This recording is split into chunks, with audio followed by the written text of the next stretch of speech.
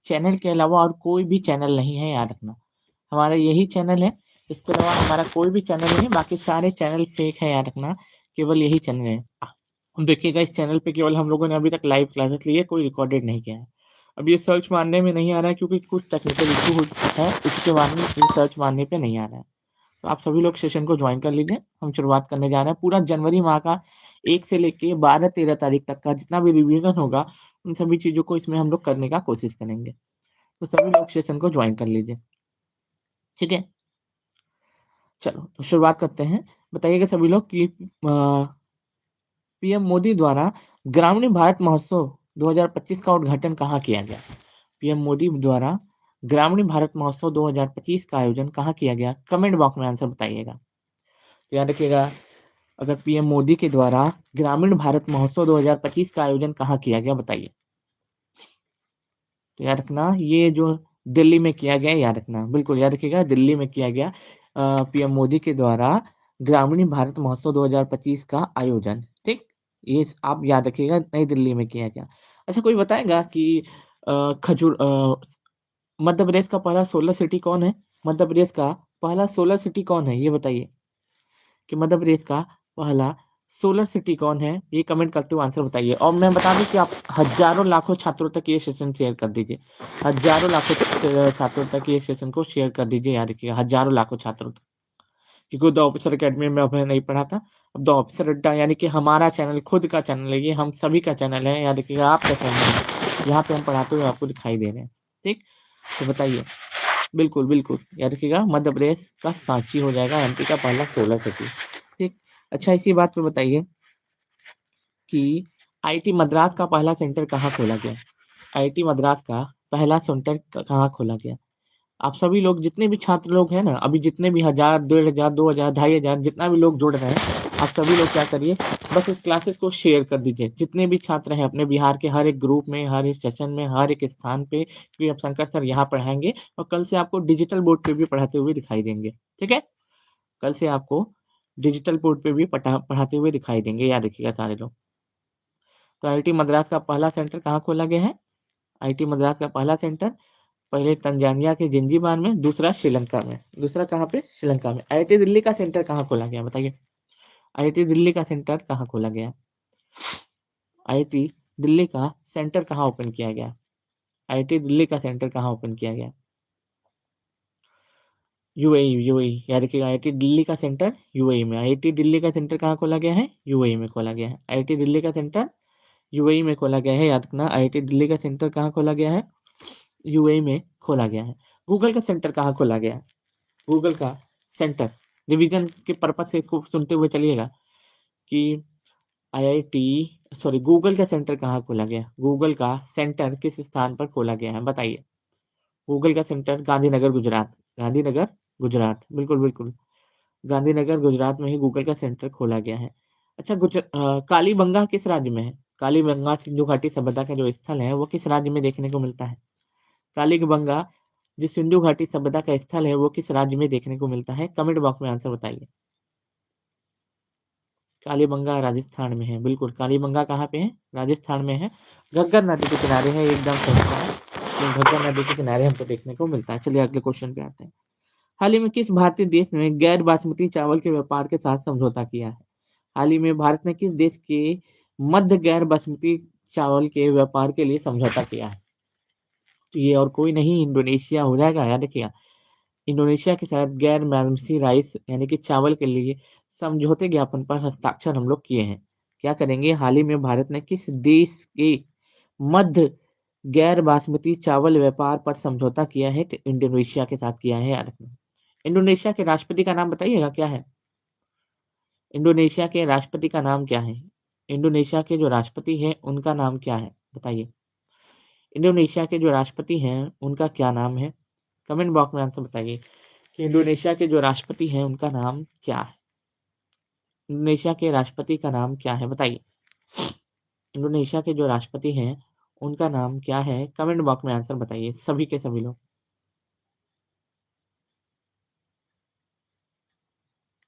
Prabowo Subianto, Prabowo Subianto. BRICS का 10वां सदस्य कौन बना है? ब्रिक्स का 10वां सदस्य कौन बना है, बताइए।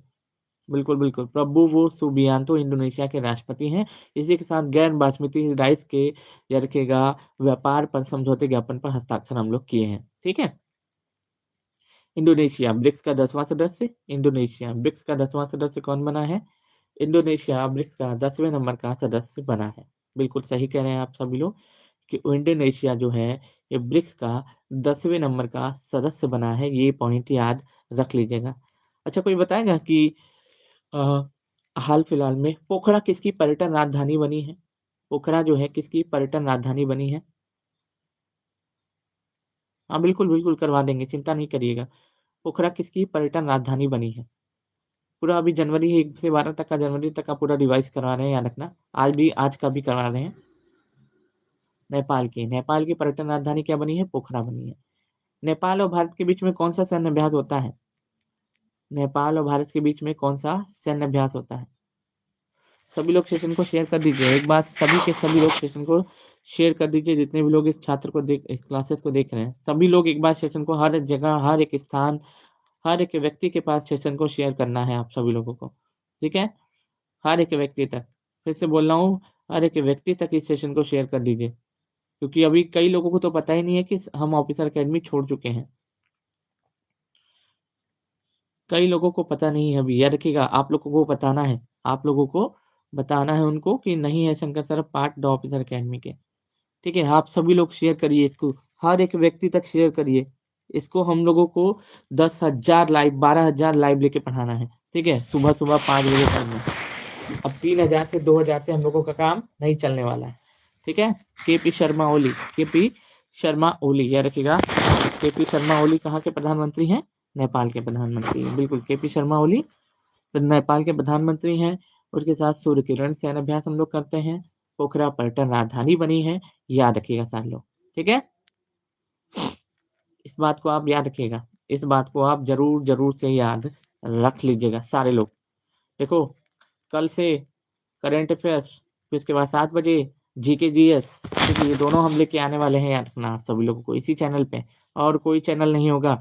और सब बाकी सब चैनल फेक है, याद रखना। इसके अलावा बाकी सारे चैनल फेक हैं। ठीक, चलिए अगले पे आते हैं। उस पारिस्थितिकी तंत्र के सकल घरेलू उत्पाद से जुड़ने वाला, नहीं इतना इंपॉर्टेंट नहीं है। हाँ, अमेरिका के हाउस ऑफ रिप्रेजेंटेटिव के स्पीकर कौन बने हैं? अमेरिका के हाउस ऑफ रिप्रेजेंटेटिव के स्पीकर कौन बने हैं, बताइए। अमेरिका के हाउस ऑफ रिप्रेजेंटेटिव के स्पीकर कौन बने हैं, बताइए सभी लोग, कौन बने हैं? तो माइकल जॉनसन बने हैं। कौन बने हैं मेरे भाई? माइकल जॉनसन बने हैं, याद रखना। कौन बने हैं मेरे भाई? माइकल जॉनसन बने हैं, याद रखना। माइकल जॉनसन बने हैं अमेरिका के हाउस ऑफ रिप्रेजेंटेटिव के स्पीकर। ठीक है, अमेरिका के हाउस ऑफ रिप्रेजेंटेटिव के स्पीकर अगर पूछे तो माइकल जॉनसन साहब बने हैं, याद रखना। माइकल जॉनसन बने हैं अमेरिका के हाउस ऑफ रिप्रेजेंटेटिव के स्पीकर। ठीक है, अमेरिका के हाउस ऑफ रिप्रेजेंटेटिव के स्पीकर अगर कोई बने हैं तो उनका नाम है माइकल जॉनसन साहब। ठीक है, हाँ बिल्कुल, अमेरिका के हाउस ऑफ रिप्रेजेंटेटिव के स्पीकर कौन बने? माइकल जॉनसन साहब। अमेरिका के 47वें नंबर के राष्ट्रपति कौन होंगे, बताइए कि अमेरिका के 47वें नंबर के राष्ट्रपति कौन होंगे? अमेरिका के 47वें नंबर के राष्ट्रपति कौन होंगे, बताइए सभी लोग कि अमेरिका के जो 47वें नंबर के जो राष्ट्रपति होंगे वो कौन होंगे? डोनाल्ड ट्रंप, बिल्कुल डोनाल्ड ट्रंप। डोनाल्ड ट्रंप की पार्टी का नाम क्या है? डोनाल्ड ट्रंप की पार्टी का क्या नाम है? डोनाल्ड ट्रंप की पार्टी का क्या नाम है, बताइए। अमेरिका के 47वें नंबर के जो राष्ट्रपति होंगे कौन होंगे? डोनाल्ड ट्रंप होंगे। डोनाल्ड ट्रंप की पार्टी का नाम क्या है? Democratic party. डोनाल्ड ट्रंप की पार्टी का नाम क्या हो जाएगा दोस्तों? डेमोक्रेटिक पार्टी हो जाएगा, याद रखिएगा। डेमोक्रेटिक पार्टी डोनाल्ड ट्रंप की पार्टी का नाम हो जाएगा, याद रखिएगा। रिपब्लिकन पार्टी, सॉरी सॉरी, हाँ, रिपब्लिकन पार्टी। एक मिनट देखने दीजिए तो।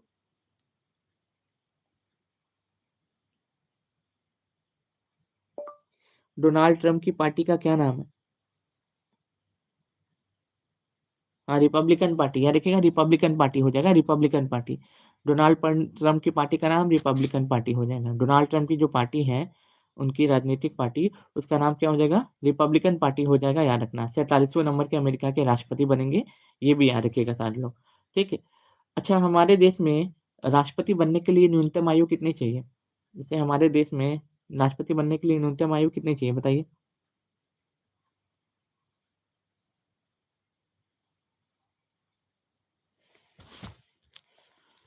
35 वर्ष, 35 वर्ष, 35 वर्ष। और अच्छा, ये कोई बता सकता है, कमेंट करते हुए आंसर बनाना, कि राष्ट्रपति वीटो पावर का उपयोग किस अनुच्छेद के तहत करता है? राष्ट्रपति जो है वीटो पावर का उपयोग किस आर्टिकल के तहत, यानी कि किस अनुच्छेद के तहत करता है, ये भी बताइए। राष्ट्रपति वीटो पावर का उपयोग जो है किस आर्टिकल यानी कि किस अनुच्छेद के साथ करता है, ये भी बताइए सभी लोग। आराम से बैठ जाते हैं।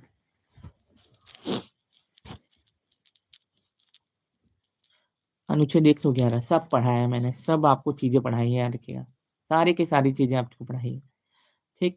अच्छा, कोई बताएगा कमेंट करते हुए कि इस समय जो है आपको क्लासिकल लैंग्वेज की संख्या टोटल कितनी हो चुकी है? क्लासिकल लैंग्वेज की संख्या टोटल कितनी हो चुकी है? ये सब चीजें आपको कोई पढ़ाएगा नहीं, क्योंकि उसको खुद नहीं पता होगा कि क्या क्या इसमें चेंजेस हो चुके हैं। क्लासिकल लैंग्वेज की संख्या कितनी हो चुकी है? 11, 11 बिल्कुल याद रखना, 11। क्लासिकल लैंग्वेज की संख्या टोटल अभी कितनी हो चुकी है? 11 हो चुकी है, याद रखिएगा। पूछा जा सकता है, याद रखना है पेपर में सीधा सीधा। 11 के 11 का नाम लिखिए तो सभी लोग। क्लासिकल लैंग्वेज की संख्या कुल कितनी हो चुकी है? 11 के 11 का नाम लिखिए सभी के सभी लोग। 11 हो चुकी है ना? 11 का नाम लिखिए सभी लोग। कि भारत में क्लासिकल लैंग्वेज की संख्या टोटल, यानी कि शास्त्रीय भाषाओं की संख्या कितनी हो चुकी है? 11 हो चुकी है। भारत में शास्त्रीय भाषाओं की संख्या को अगर पूछे कुल कितनी हो चुकी है, तो 11 हो चुकी है, याद रखना सारे लोग, ठीक है। पहला लिखिए सभी लोग, तमिल, तेलुगु, मलयालम, लिखिए। भारत में शास्त्रीय भाषाओं की संख्या टोटल 11 हो चुकी है। 2024 में आप जानते ही होंगे कि 5 भाषाओं को जोड़ा गया था, ठीक।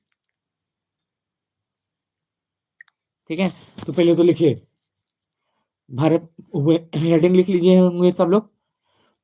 हेडिंग सभी लोग लिख लिए होंगे कि भारत में शास्त्रीय भाषाओं की संख्या कुल कितनी हो चुकी है? 11 हो चुकी है, ठीक। भारत में शास्त्रीय भाषाओं की कुल संख्या कितनी हो चुकी है मेरे भाई? 11 हो चुकी है। पहले लिखिए तमिल हो जाएगा, फिर उसके बाद तेलुगु हो जाएगा, फिर उसके बाद मलयालम हो जाएगा, फिर उसके बाद संस्कृत हो जाएगा, फिर उसके बाद कन्नड़ हो जाएगा, फिर उसके बाद उड़िया हो जाएगा, फिर उसके बाद मराठी हो जाएगा, फिर उसके बाद पाली हो जाएगा, फिर उसके बाद प्राकृतिक हो जाएगा, सॉरी, हाँ प्राकृतिक हो जाएगा, फिर उसके बाद असमिया हो जाएगा, फिर उसके बाद बंगाली हो जाएगा। तो टोटल अगर पूछे क्लासिकल लैंग्वेज की संख्या कितनी हो चुकी है, तो 11 हो चुकी है। और 11 के 11 मैंने लाइन पे लिखवा दिए, याद रखना। तमिल हो जाएगा, तेलुगु हो जाएगा, मलयालम हो जाएगा, तमिल, तेलुगु, मलयालम, तमिल, तेलुगु, मलयालम, तमिल, तेलुगु, मलयालम, तमिल, तेलुगु, मलयालम, संस्कृत, कन्नड़, उड़िया, संस्कृत, कन्नड़, उड़िया, संस्कृत, कन्नड़, उड़िया, संस्कृत, कन्नड़, उड़िया, संस्कृत हो जाएगा, कन्नड़ हो जाएगा, उड़िया हो जाएगा, संस्कृत हो जाएगा, कन्नड़ हो जाएगा, उड़िया हो जाएगा, संस्कृत हो जाएगा, कन्नड़ हो जाएगा, उड़िया हो जाएगा, ठीक है। फिर इसके बाद आपका क्या हो जाएगा? मराठी, पाली, प्राकृतिक, अमसिया, असमिया, बंगाली। इसके बाद मराठी, पाली, प्राकृतिक, असमिया, बंगाली, टोटल 11 हो गया। लिखिए सब, सभी लोग लिख लिए? आगे बढ़े हम लोग, यस लिख के बताइएगा सभी लोग कि हाँ सर आगे बढ़िए। हम लोगों ने 11 के 11 नाम लिख लिए। तमिल, तेलुगु, मलयालम, संस्कृत, कन्नड़, उड़िया, मराठी, पाली, प्राकृतिक, असमिया, बंगाली। हो गया? सभी लोग बताइए यस सर लिख के बता दिए सर, हाँ हो गया, आगे बढ़िए। हो जाएगा, हो गया ना? यस सर, 11 के 11 नाम हमने लिख लिए। प्लीज आगे बढ़िए सर। सर ठीक है, चलिए। जब 11 नाम हो गए तो हम लोग आगे बढ़ते हैं, अगले क्वेश्चन पे मूव करते हैं। चलिए अगला क्वेश्चन क्या है? हर घर लखपति योजना किस बैंक से संबंधित है? किस बैंक से है बताइए सभी लोग, कि हर घर लखपति योजना का संबंध किस बैंक से है? हर घर, आ जाएंगे कल परसों से, आ जाएंगे कल परसों से, आ जाएंगे डिजिटल पैनल पे, आ जाएंगे, याद रखना सारे लोग। सुनते हुए चलिए, बिल्कुल बिल्कुल याद रखिएगा, एसबीआई से है। हर घर लखपति योजना का जो है शुभारंभ किससे है दोस्तों? एसबीआई से है, याद रखना सारे लोग, ठीक। एसबीआई के अध्यक्ष आपको पता होगा कौन है? एसबीआई के अध्यक्ष है, याद रखिएगा, चल्ला श्रीनिवासलू शेट्टी। चल्ला श्रीनिवासलू शेट्टी। चल्ला श्रीनिवासलू शेट्टी। चल्ला श्रीनिवासलू शेट्टी। चल्ला, याद रखिएगा, चल्ला श्रीनिवासलू शेट्टी। चल्ला श्रीनिवासलू शेट्टी। चल्ला श्रीनिवासलू शेट्टी। चल्ला श्रीनिवासलू शेट्टी, याद रखिएगा, चल्ला श्रीनिवासलू शेट्टी। चल्ला श्रीनिवासलू शेट्टी, याद रखिएगा, चल्ला श्रीनिवासलू शेट्टी। चल्ला श्रीनिवासलू शेट्टी, याद रखिएगा, चल्ला श्रीनिवासलू शेट्टी। चल्ला श्रीनिवासलू शेट्टी। चल्ला श्रीनिवासलू शेट्टी, पूरा नाम लिख लीजिएगा। चल्ला श्रीनिवासलू शेट्टी एसबीआई के नए अध्यक्ष बने। ठीक है, एसबीआई के नए अध्यक्ष चल्ला श्रीनिवासलू शेट्टी। चल्ला श्रीनिवासलू शेट्टी। चल्ला श्रीनिवासलू शेट्टी एसबीआई के नए अध्यक्ष बने। एसबीआई की स्थापना 1955 में होती है। हेडक्वार्टर इसका मुंबई में है। और हर घर लखपति, याद रखिएगा, क्या पूछा है कि हर घर लखपति योजना का संबंध किस बैंक से है? तो हर घर लखपति योजना का संबंध एसबीआई से है, याद रखना, स्टेट बैंक ऑफ इंडिया से है। किससे है? स्टेट बैंक ऑफ इंडिया से संबंधित है, याद रखिएगा। हर घर लखपति, याद रखिएगा, हर घर लखपति योजना का संबंध किससे है? एसबीआई से। एसबीआई के अध्यक्ष कौन है? श्रीनिवासलू शेट्टी, याद रखिएगा, कौन हो जाएंगे? श्रीनिवासलू शेट्टी से हो जाएगा, याद रखिएगा, संबंध, याद रखना सारे लोग। ठीक है, हो गया। आगे बढ़ा जाए कि हर घर लखपति योजना का संबंध किस बैंक से है? तो हर घर लखपति योजना का संबंध एसबीआई से है, स्टेट बैंक ऑफ इंडिया से है। इसका मुख्यालय मुंबई में है और इसके अध्यक्ष हल्ला श्रीनिवासलू शेट्टी है, याद रखिएगा, चल्ला, याद रखिएगा, चल्ला श्रीनिवासलू शेट्टी। चल्ला श्रीनिवासलू शेट्टी। ठीक, चलिए नाम देख लो कैसा नाम रखा गया है, चल्ला श्रीनिवासलू शेट्टी। ठीक है, ये एसबीआई के नए अध्यक्ष है, चल्ला श्रीनिवासलू शेट्टी। ठीक है, अरे भाई कल टाइमिंग चेंज करना भूल गए थे, आना 5 ही बजे था। ठीक है, आना 5 ही बजे था। चल्ला श्रीनिवासलू शेट्टी, यानी कि चल्ला श्रीनिवासलू शेट्टी एसबीआई के नए अध्यक्ष बने हैं, याद रखना सारे लोग। अच्छा, कोई बताएगा एसबीआई के ब्रांड एम्बेसडर कौन है? स्टेट बैंक ऑफ इंडिया के ब्रांड एम्बेसडर कौन है? भाई सभी लोगों से निवेदन है, एक बार अपने हर एक ग्रुप में, हर एक स्थान पे, हर एक पहले फेसबुक पे, हर एक टेलीग्राम पे इस क्लासेस को शेयर कर दीजिए। हर एक जगह मैं बता दूं, फेसबुक हो जाएगा, इंस्टाग्राम हो जाएगा, आप सभी लोगों के पर्सनल ग्रुप होते हैं वो जगह हो जाएगा। हर एक जगह पे इस क्लास को शेयर कर दीजिए, हर एक स्थान पे क्लास को शेयर कर दीजिए, क्योंकि अगर आप लोग अभी सपोर्ट नहीं दिखाइएगा ना तो फिर उसके बाद हम भी कुछ नहीं कर पाएंगे, याद रखिएगा सारे लोग। ठीक है, फिर वहीं जहाँ तहाँ पढ़ते रह जाइएगा। फिर जिसको एक्सपीरियंस नहीं है वो भी आपको पढ़ाएगा, जिसको सिलेबस पता नहीं है वो भी आपको पढ़ाएगा, जिसको चीज़ें पता नहीं है वो भी आपको पढ़ाते हुए समझाएगा, याद रखिएगा सारे लोग।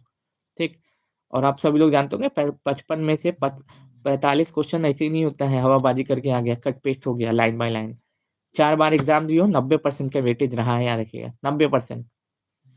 क्या बात करते हैं, धोनी, बिल्कुल देखना, धोनी हो जाएंगे ब्रांड एम्बेसडर, धोनी हो जाएंगे ब्रांड एम्बेसडर, याद रखिए, एसबीआई के ब्रांड एम्बेसडर धोनी हो जाएंगे। एसबीआई के ब्रांड एम्बेसडर अगर कौन हो जाएंगे? धोनी हो जाएंगे। ठीक है, एसबीआई के ब्रांड एम्बेसडर कौन हो जाएंगे? महेंद्र सिंह देवनाथन धोनी हो जाएंगे। ठीक है, सभी लोगों से प्लीज प्लीज इस समय आप लोगों की जरूरत है, हम लोगों को, कि आप प्लीज इसको हर एक व्यक्ति तक, हर एक स्थान तक, हर एक जितने भी लोग हैं आपके, ग्रुप हैं आपके, जितने भी स्थान है सभी जगह इसको शेयर कर दीजिए, सभी के सभी जगह पे, प्लीज प्लीज प्लीज। अच्छा, कोई तेंजिंग यांग किस राज्य की पहली महिला आईपीएस अधिकारी बनी है? बताइए। तेनजिंग यांग यांगची यांग की तेनजिंग यांग की किस राज्य की महिला आईपीएस ऑफिसर बनी है? बताइए,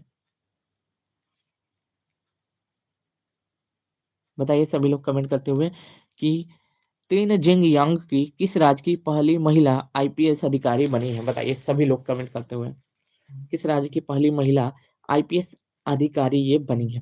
बता दीजिए सारे लोग। अरुणाचल प्रदेश में, देखिएगा, बिल्कुल 1 मिनट की साइलेंट कर देता हूँ क्योंकि आप लोगों को डिस्टर्बेंस ना हो, क्योंकि मैसेज आता है तो उसमें लाइव क्लास के दौरान इसमें शो होता है, क्योंकि मोबाइल से ही लाइव हुए, आपको पता ही होगा। अरुणाचल प्रदेश, तो तेनजिंग यांग की किस राज्य की पहली महिला आईपीएस अधिकारी बनी है? तो अरुणाचल प्रदेश की, याद रखिए, पहली महिला आईपीएस अधिकारी का नाम तेनजिंग यांग की हो जाएगा, याद रखिएगा, तेनजिंग यांग की तीन जिंग यांग की किस राज्य की पहली महिला आईपीएस अधिकारी बनी है? तो कहाँ की बनी है? अरुणाचल प्रदेश की। कहाँ की? अरुणाचल प्रदेश की। अच्छा, पक्के पागा हॉर्नबिल फेस्टिवल कहाँ मनाते हैं बताइए? पक्के पागा हॉर्नबिल फेस्टिवल कहाँ मनाते हैं?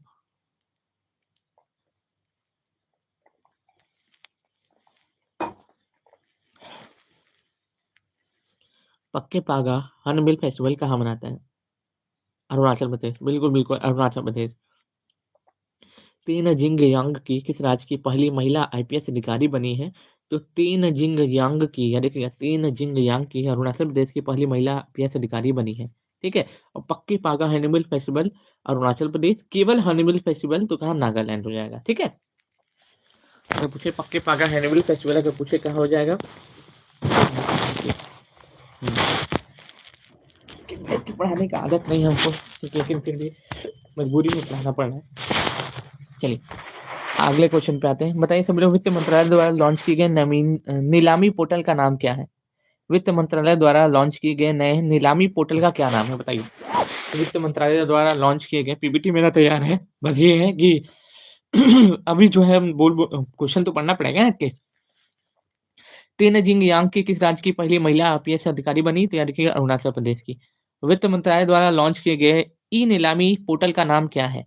याद रखिएगा ई नीलामी पोर्टल का नाम अगर पूछे तो बैंकेट हो जाएगा। याद रखिएगा बैंक नेट हो जाएगा। बैंक नेट एक नीलामी पोर्टल है, याद रखिएगा सभी लोग। एक क्या है? बैंक नेट एक नीलामी पोर्टल है। ठीक है। बैंक नेट क्या है? एक नीलामी पोर्टल है, याद रखिएगा सारे लोग। बैंक नेट क्या है मेरे भाई? एक नीलामी पोर्टल है, जो किसके द्वारा लॉन्च किया गया है दोस्तों?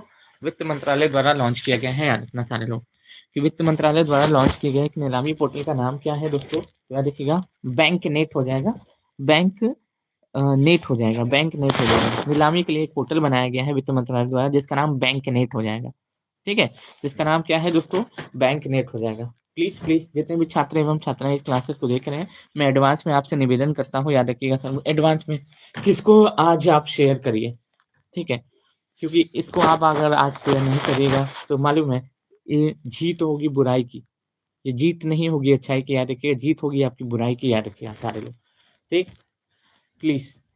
और आप सभी लोगों के भारी डिमांड पे आए, वरना तो मेरा पढ़ाने वढ़ाने का भी अब कोई मन नहीं था, लेकिन आप लोगों का इतना फोन आया, कॉल आया, मैसेज आया, उसकी वजह से हम फिर से पढ़ाने आए हैं। कहिएगा तो इसको भी बंद कर दिया जाएगा, कोई दिक्कत नहीं है। ठीक है। हमको नहीं दिक्कत है, आप लोगों को दिक्कत है। तो आप लोगों के बुलाने पे आए हैं तो प्लीज आप लोग सपोर्ट करिए। चलिए सभी लोग बताइएगा कि कोविड के 5 साल बाद चीन में आए नए वायरस ने दस्तक दी है, उसका नाम क्या है? जैसे कि 5 साल कोविड को बीत चुके हैं, और 5 साल जैसे ही कोविड को बीते हैं तो चीन में एक और प्रकोप आ चुका है, याद रखना सारे लोग। ठीक है। आपको पता होगा HMPV वायरस, याद रखिएगा सभी लोग। याद रखिएगा HMPV वायरस एक नया प्रकोप आया है, कहाँ पे दोस्तों? चीन में। HMPV वायरस का मामला अगर पूछे कहाँ देखने को मिला है, तो चीन में देखने को मिला है। उसका नाम आपसे पूछ सकता है, तो उसका नाम क्या है मेरे भाई? उसका नाम याद रखना, उनका नाम ह्यूमन मेंटान्यूमो वायरस हो जाएगा। HMPV को क्या बोल रहे हैं? ह्यूमन मेंटान्यूमो वायरस हो जाएगा।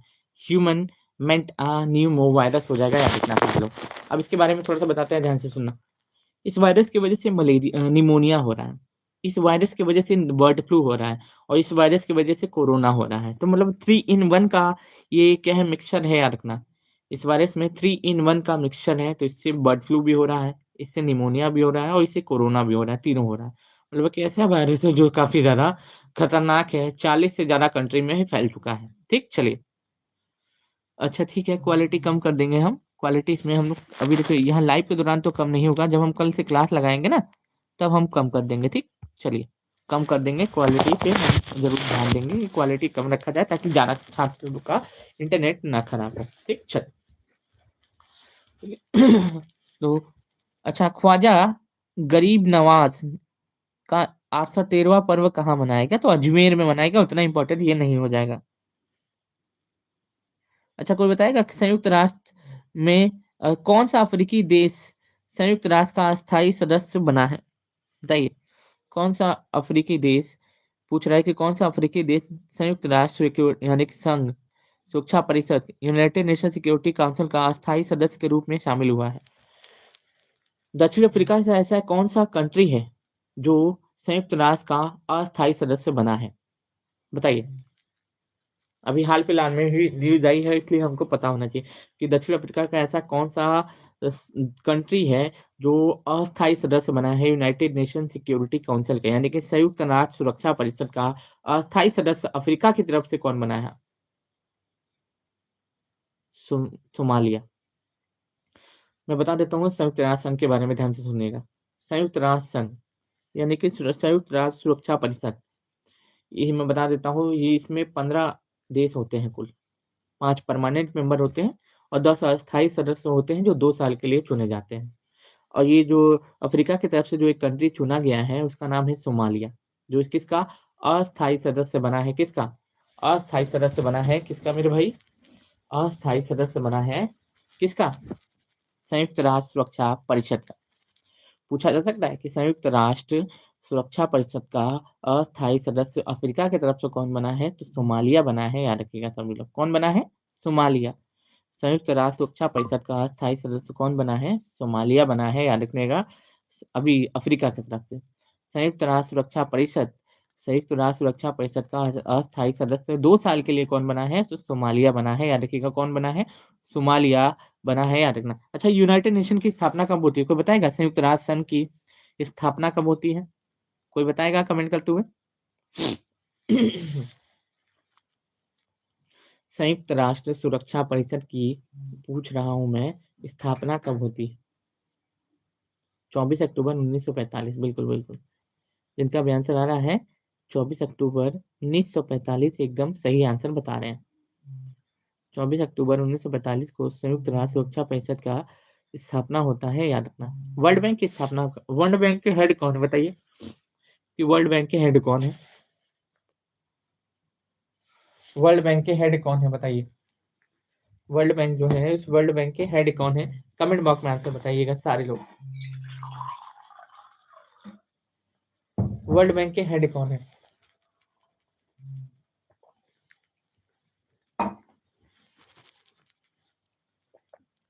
अजय बंगा, अजय बंगा। ठीक है, वर्ल्ड बैंक के जो हेड है वो कौन हो जाएंगे? अजय बंगा हो जाएंगे, याद रखना सारे लोग। वर्ल्ड बैंक के हेड अजय बंगा हो जाएंगे, ठीक है। आईएमएफ की हेड कौन है? बताइए। आईएमएफ की हेड कौन है? आईएमएफ की हेड कौन है? आईएमएफ की ऑफिसर अकेडमी, देखिए यहाँ पे किसी का रहा है कि मैं सर द ऑफिसर अकेडमी का ऑनलाइन स्टूडेंट हूँ लेकिन छोड़ दिया। आप बोर्ड पर कब से आएंगे? बोर्ड पे आएंगे बस हम लोग कल से बोर्ड पे आ जाएंगे। कल से हम लोग बोर्ड पे आ जाएंगे, चिंता नहीं करिए, ठीक। बोर्ड पे आ जाएंगे हम।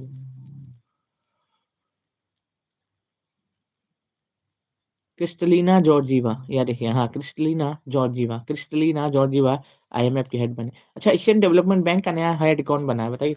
एशियन डेवलपमेंट बैंक का नया हेड कौन बना है? एशियन डेवलपमेंट बैंक का हेड कौन बना है? कमेंट बॉक्स में आंसर बताइए कि एशियन डेवलपमेंट बैंक का हेड कौन बना है। सभी लोग सेशन को एक बार शेयर कर दीजिए, हर एक व्यक्ति तक प्लीज। हर एक इंसान तक ये सेशन जाना चाहिए, हर एक छात्र तक ये सेशन जाना चाहिए, याद रखना सारे लोग। हर एक स्थान तक, हर एक व्यक्तित्व तक ये सेशन जाना चाहिए, प्लीज। निवेदन है आपसे कि हर एक व्यक्ति तक, हर एक इस इंसान तक इस सेशन को आप लेके जाइए, वरना इसमें जीत किसकी होगी आपको भी पता है और हमको भी पता है, याद रखना सारे लोग।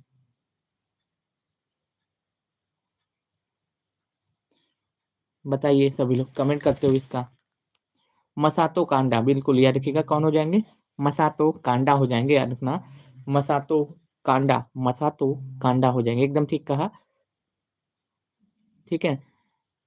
याद रखिएगा सारे लोग, मसातो कांडा हो जाएंगे। मसातो कांडा कौन हो जाएंगे? एशियन डेवलपमेंट बैंक के नए हेड हो जाएंगे। अच्छा, एशियन डेवलपमेंट बैंक का नया सदस्य कौन बना है? बताइए। एशियन डेवलपमेंट बैंक का नया सदस्य कौन बना है? पीपीटी में ओपन कर लेता हूँ ना, क्वेश्चन कहाँ से पढ़ूंगा? बताइए सभी लोग कमेंट करते हुए कि एशियन डेवलपमेंट बैंक का नवीनतम सदस्य कौन बना है? एशियन डेवलपमेंट बैंक का नवीनतम सदस्य के रूप में कौन चुना गया है?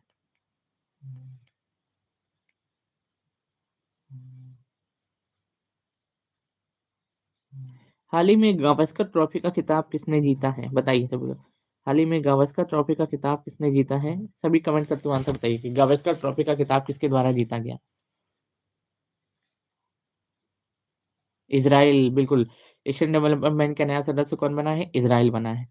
एशियन डेवलपमेंट बैंक का नया सदस्य इजराइल बना है। एशियन डेवलपमेंट बैंक का नया सदस्य इजराइल बना है, याद रखना। एशियन डेवलपमेंट बैंक का नया सदस्य इजराइल बना है, याद रखना। इजराइल जो है एशियन डेवलपमेंट बैंक का नया नया सदस्य बना है, याद रख लीजिएगा सारे लोग। ठीक।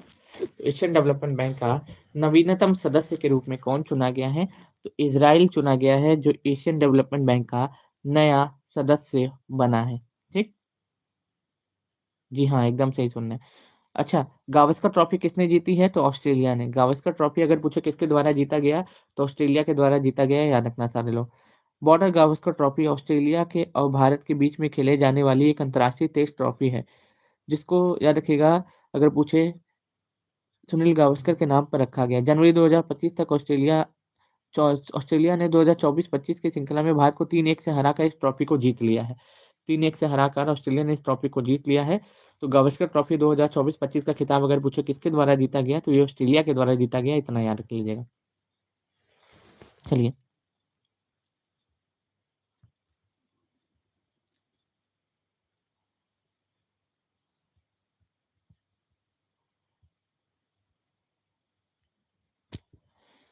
हाँ, अंकित सर तो सर बता ही है कल।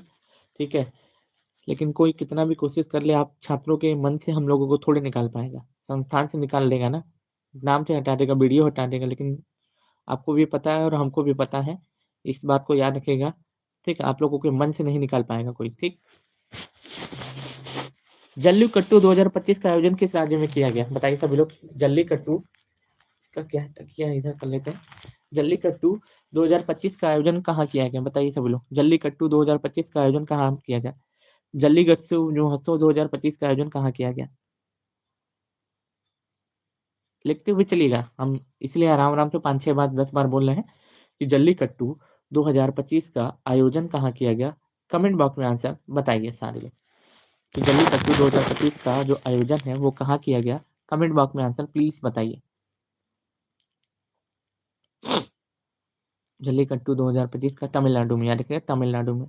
अच्छा, तमिलनाडु में ही आपको सत्यमंगलम टाइगर रिजर्व देखने को मिलता है। सत्यमंगलम टाइगर रिजर्व अगर पूछे कहाँ देखने को मिलता है, तो ये तमिलनाडु में आपको देखने को मिल जाता है। ठीक। पूछा जाता है कि सत्यमंगलम टाइगर रिजर्व पूछे कि किस स्थान पे यानी कि कहाँ पे देखने को मिलता है, तो तमिलनाडु में देखने को मिलता है सत्यमंगलम टाइगर रिजर्व। पूछा जाता है कि चर्चा में रहने वाला सत्यमंगलम टाइगर रिजर्व कहाँ पे है, तमिलनाडु में है। ठीक है, तमिलनाडु की कैपिटल क्या है, चेन्नई है। ठीक।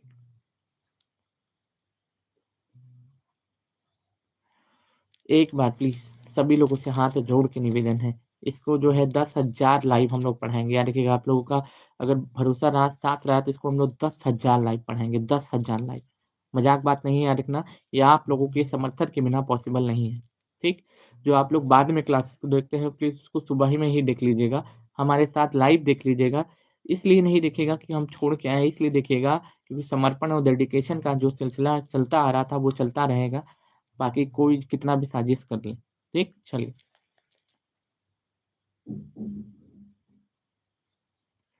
प्लीज शेयर कर दीजिए सभी लोग अपने हर एक ग्रुप में, इंस्टाग्राम पे, फेसबुक पे, जितने भी स्थान है सभी जगह पे। चलिए, बताइए उत्तराखंड में आयोजित 38वें नेशनल गेम का मशाल का नाम क्या है। उत्तराखंड में आयोजित होने वाले 38वें नेशनल गेम के राष्ट्रीय खेलों के मशाल का नाम क्या है। पहली बात कि 38वां नेशनल गेम होगा कहाँ पे। ठीक है, तो 38वां नेशनल गेम उत्तराखंड में आयोजित किया जाएगा। 38वां नेशनल गेम का आयोजन कहाँ किया जाएगा, उत्तराखंड में किया जाएगा। 38वां नेशनल गेम का आयोजन अगर पूछे कि किस स्थान पे किया जाएगा, तो उत्तराखंड में 38वें नेशनल गेम का शुभारंभ किया जाएगा। 38वें नेशनल गेम का शुभारंभ कहाँ किया जाएगा, उत्तराखंड में किया जाएगा। और अगर पूछे मशाल का नाम क्या है दोस्तों, तो तेजस्विनी है, याद रखिएगा, तेजस्विनी है। ठीक। उत्तराखंड के सीएम कौन है, बताइए। उत्तराखंड के सीएम कौन है, उत्तराखंड के सीएम पद पे कौन आसीन है, बता दीजिए सारे लोग इसका आंसर। उत्तराखंड के सीएम कौन है इस समय वर्तमान में, ये भी बताइए। मशाल का नाम तेजस्विनी है। 38वां नेशनल गेम का आयोजन कहाँ होगा? उत्तराखंड में होगा। और यूनिफॉर्म सिविल कोड लागू करने वाला पहला, Pushkar Singh Dhami, uniform civil code लागू करने वाला पहला राज्य बताइए। भारत में यूनिफॉर्म सिविल कोड यानी कि समान नागरिक संहिता लागू करने वाला, यूसीसी लागू करने वाला पहला राज्य उत्तराखंड हो जाएगा। राजा जी नेशनल पार्क उत्तराखंड जो लाया जाएगा, ठीक है। उत्तराखंड राजा जी नेशनल पार्क हो जाएगा, नंदा देवी नेशनल पार्क हो जाएगा, रामगंगा नेशनल पार्क हो जाएगा, फूल देई फेस्टिवल हो जाएगा। ये सब आपको कहाँ पे? उत्तराखंड में देखने को मिलेगा, याद रखना सारे लोग, ठीक। चलो, हाल ही में किस शहर को दुनिया का सबसे प्रदूषित शहर घोषित किया गया है? ठीक है, हाल ही में दुनिया का सबसे प्रदूषित शहर किसको घोषित किया गया है? कमेंट बॉक्स में आंसर बताइए। हाल फिलहाल की न्यूज है कि दुनिया का सबसे प्रदूषित शहर किसको डिक्लेयर किया गया है, किसको घोषित किया गया है? हाल फिलहाल की न्यूज है, दुनिया का सबसे प्रदूषित शहर किसको डिक्लेयर किया गया, बताइए।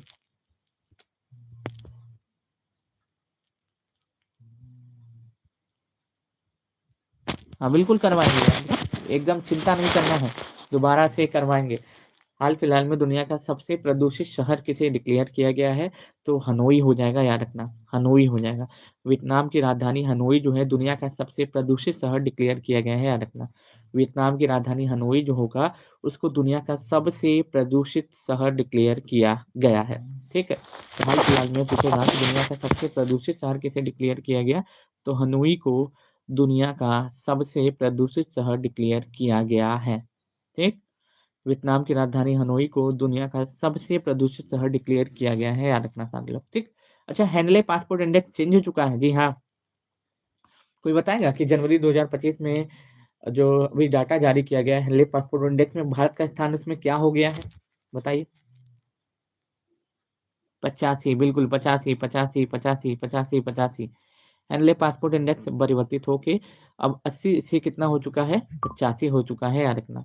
तो बस इतना याद रखना, ये एग्जाम में जब भी जाइएगा अपडेट होके जाइएगा, क्योंकि ये जो है ना, ये डाटा 1 मंथ में, 2 मंथ में, 3 मंथ, 4 मंथ में कभी भी चेंज हो जाता है। नंबर 1 पे कौन हो जाएगा हेनले पासपोर्ट इंडेक्स में, अगर पूछे नंबर 1 पे, ठीक। तो हेनले पासपोर्ट इंडेक्स में अगर पूछे नंबर 1 पे कौन हो जाएगा? सिंगापुर हो जाएगा। हेनले पासपोर्ट इंडेक्स 2025 में, हेनले पासपोर्ट इंडेक्स अगर पूछे 2025 में, अगर पूछे भारत का स्थान क्या हो जाएगा? 85 हो जाएगा। नंबर 1 पे कौन हो जाएगा? सिंगापुर हो जाएगा, याद रख लीजिएगा सामने। चल,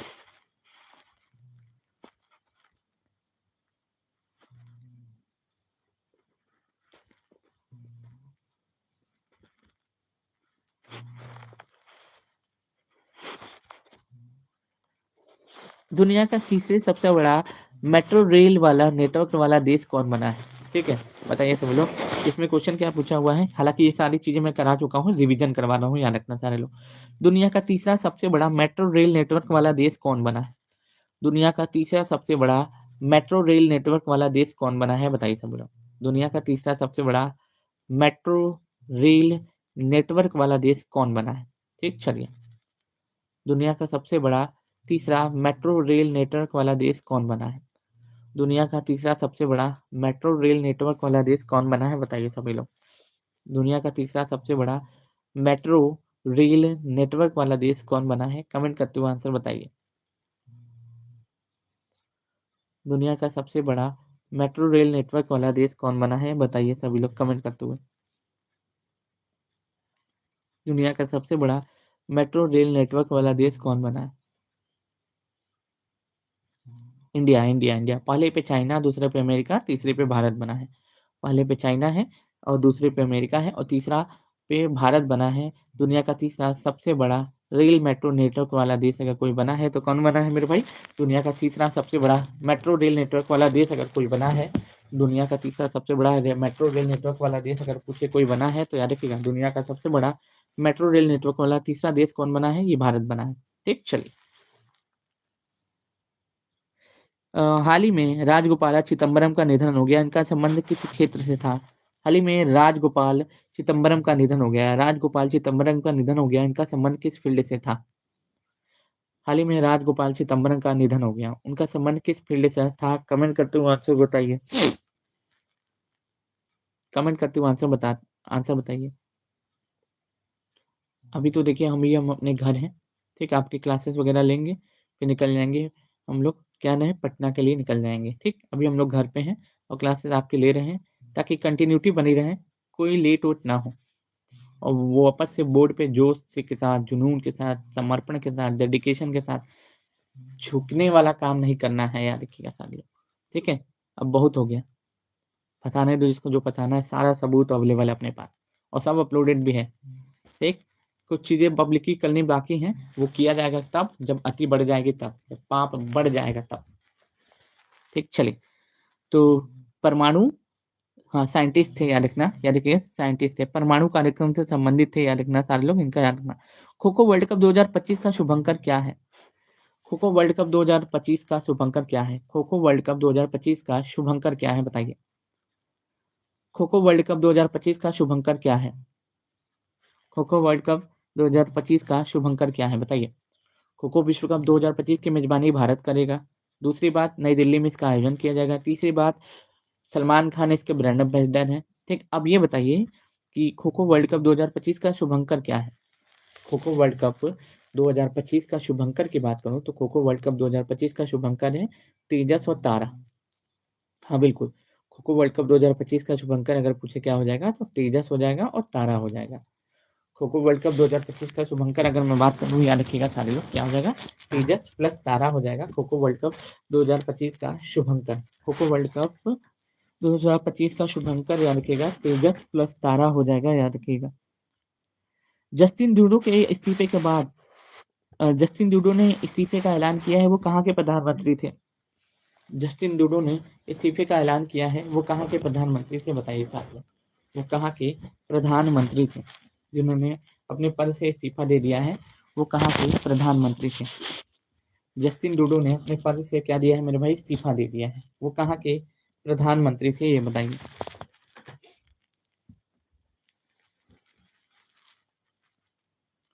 जस्टिन ट्रूडो ने अपने पद से क्या दिया है, इस्तीफा दे दिया है।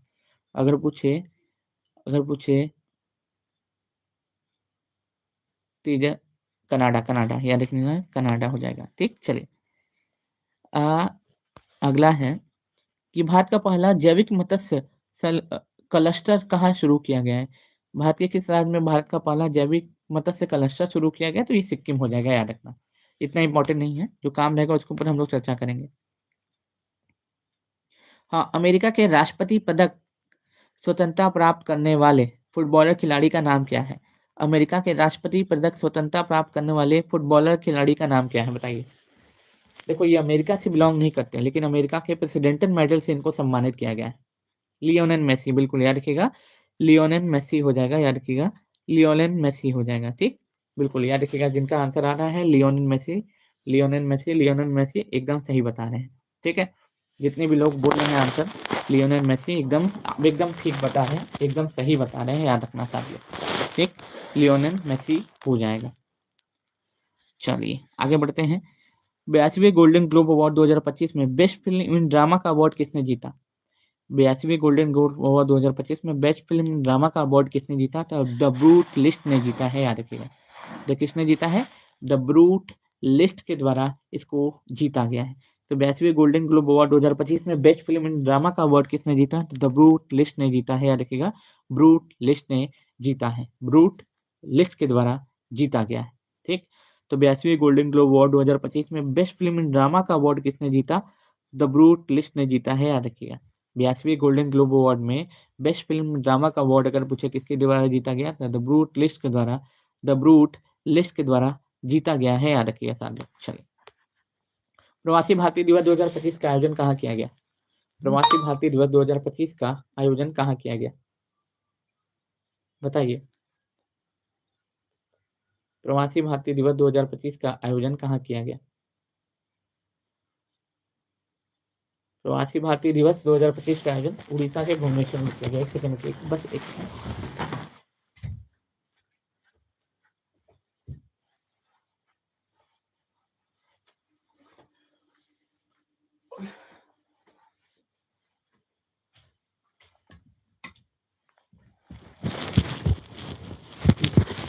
पैर में आप जानते होंगे कि बैठ के पढ़ाने का आदत है नहीं, ठीक है, खड़े होके हम लोग पढ़ाते थे, कुछ भी पढ़ा देते।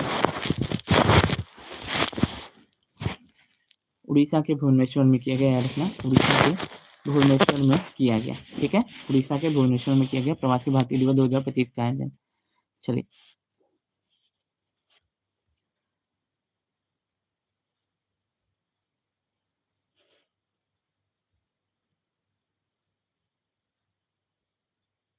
इसरो का नया चेयरमैन किसको बनाया गया? इसरो का नया चेयरमैन किसको बनाया गया? कमेंट बॉक्स में आंसर बताइए। इंडियन स्पेस रिसर्च ऑर्गेनाइजेशन, जिसकी स्थापना 15 अगस्त 1945 को होती है, सॉरी 1969 को होती है। 15 अगस्त 1969 को क्या होती है? Indian space research organisation, ISRO की स्थापना होती है, ठीक है। Indian space research organisation, ISRO की स्थापना कब होती है?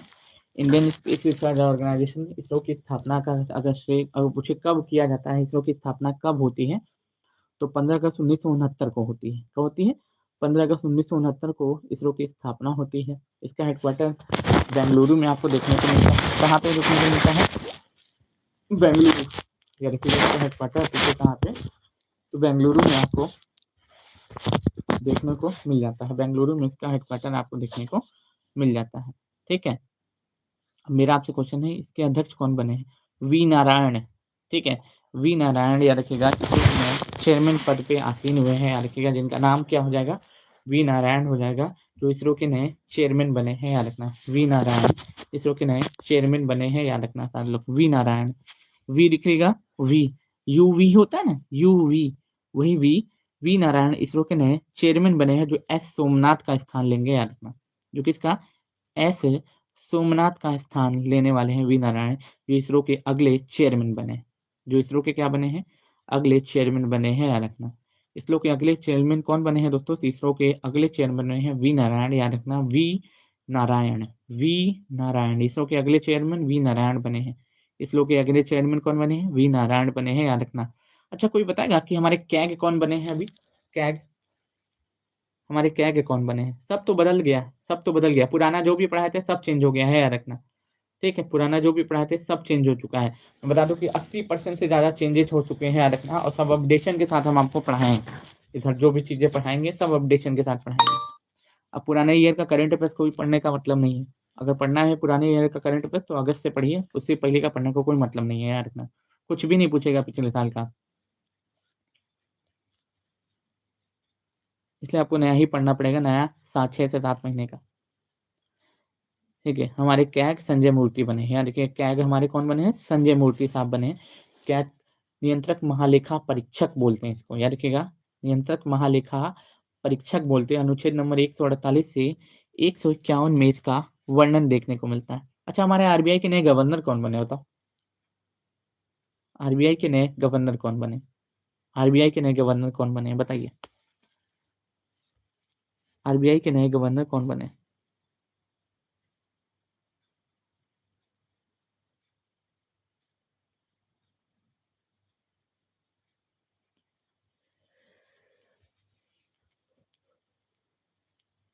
संजय मल्होत्रा, याद रखिएगा, संजय मल्होत्रा। आरबीआई की स्थापना कब होती है? आरबीआई की स्थापना कब होती है ये बताइए?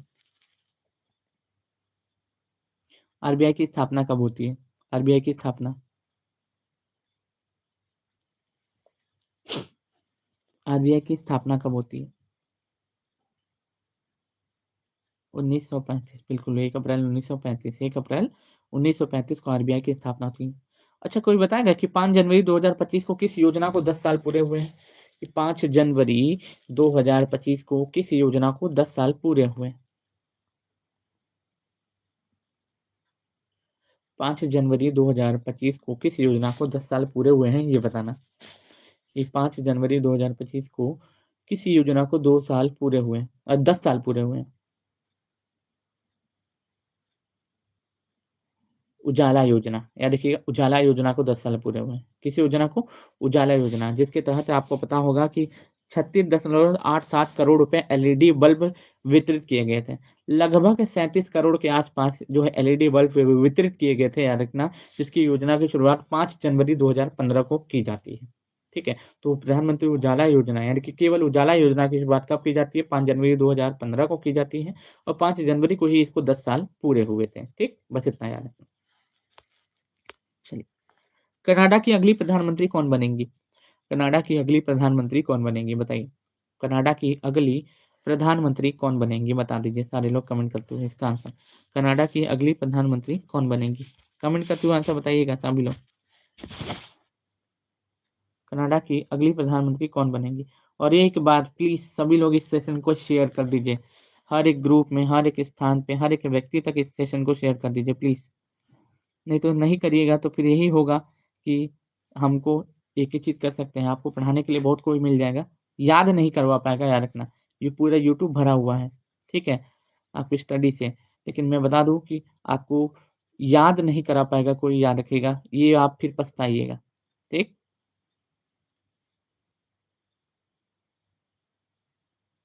ठीक है। द ऑफिसर अकेडमी हम छोड़ चुके हैं, हम द ऑफिसर अकेडमी के पार्ट नहीं है, याद रखना। जो बिहेवियर किया गया है वहाँ पे, जिस तरीके से छोड़ने पे उसको आहत होकर आप कभी जीवन में वहां जाने को मैं नहीं सोचूंगा। ठीक, फिलहाल हम लोग इसी पे पढ़ेंगे, किसी के अंडर में काम नहीं करना है। हम तो बनारस आके दूसरा इंस्टीट्यूट ज्वाइन करने वाले थे, लेकिन लोगों ने ऐसी हरकत की कि अब दूसरा इंस्टीट्यूट ज्वाइन करने में भी डर लगता है, इसलिए अब हम लोग अपना ही करेंगे।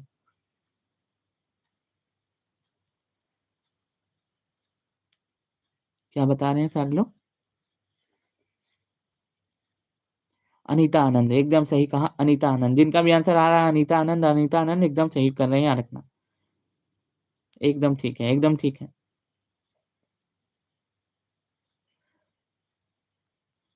विश्व तेलुगु सम्मेलन की शुरुआत कहाँ हुई बताइए? विश्व तेलुगु सम्मेलन की शुरुआत कहाँ से हुई? पूछा जा रहा है कि विश्व तेलुगु सम्मेलन की शुरुआत कहाँ से हुई। देखिए 423 लोग लाइव देख रहे हैं, मैं आपको चाहता हूँ कि 423 के 23 लोग अगर 423 ग्रुप में शेयर कर देंगे ना, बहुत सारे लोग आ जाएंगे, याद रखना, बहुत सारे लोग आ जाएंगे अगर 423 लोग 423 ग्रुप में शेयर कर देंगे। ठीक, प्लीज निवेदन है आप सभी लोगों से कि इस समय आप लोगों की आवश्यकता है, हम सभी लोगों को, याद रखना, क्योंकि आप जानते हैं दो अफसर का भी छोटा मोटा नाम नहीं, बहुत बड़ा नाम है। ठीक, तो उसके सामने हम लोग आए हैं, तो किसी न किसी, याद रखिएगा, यहाँ पे हम लोग अपनी मर्जी से नहीं आए, आपके बुलाने पे आए हैं, याद रखना, आपके बुलाने पे आए कि सर हम लोग का क्या होगा, हम लोग का क्या होगा, अपने को क्या झोला उठा के चल लेंगे, लेकिन छात्रों का जीवन बर्बाद नहीं करना, तो आपको पढ़ाने के लिए आए हैं। इसलिए प्लीज आप ज़्यादा से ज़्यादा लोगों तक इसको 400, 450 जितने भी लोग देख रहे हैं 423 ग्रुप में शेयर कर दीजिए, हर एक व्यक्ति तक इस सेशन को भेज दीजिए। चैनल का लिंक भेजिएगा, क्योंकि अभी सर्च मारने पे चैनल नहीं आ रहा, बाकी इस नाम से 10-10 आईडी बन चुकी है अपना फेक, केवल ये जो लाखों के पार है बस यही अपनी एक ओरिजिनल आईडी, बाकी सब फेक है, याद रखना। ठीक, चलिए, तेलुगु सम्मेलन का शुभारंभ कहाँ किया गया था? आंध्र प्रदेश में, बिल्कुल याद रखिएगा, आंध्र प्रदेश में किया गया था, याद रखिएगा, आंध्र प्रदेश में किया गया।